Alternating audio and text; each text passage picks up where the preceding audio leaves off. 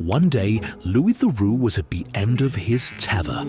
His car was a bit old, his barbecue skills were poor, and the pesky shelf in his office was still wonky.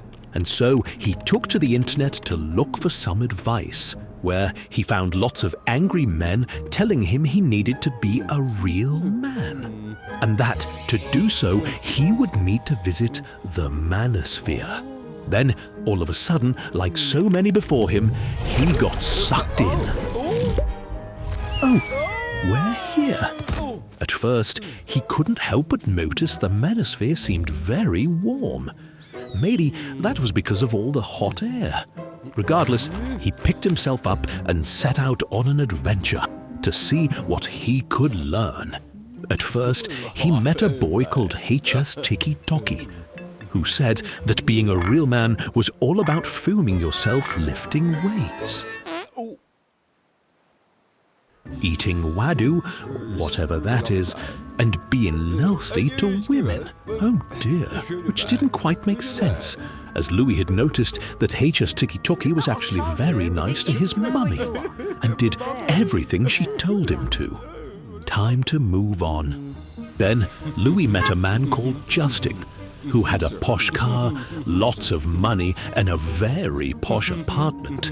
Justin said that being a real man was all about pushing yourself, pushing your physique, pushing your finances, and pushing your feelings, all the way down. But Louis didn't see how that would help at all, and so he kept on searching. He then stumbled upon a peculiar chap called Myron, who said that to be a real man, Louis would need to have lots of girlfriends, all at the same time, though Louis couldn't help but notice that Myron's only girlfriend didn't quite agree. And frankly, he was quite happy with his one girlfriend. And looking at the way Myron and his silly Billy friend spoke to women, Louis thought it was perhaps a very nasty way to be. After searching high and low, Louis realized he hadn't really learned anything, and their supposed leader, King Tate, was really just a bit of a wally. Back in the real world, Louis realized that he was perfectly manly the way he was, and that actually he rather liked his old car.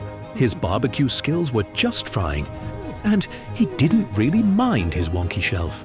Because despite what H.S. Tiki-Toki had said, it didn't matter whether something was straight or not.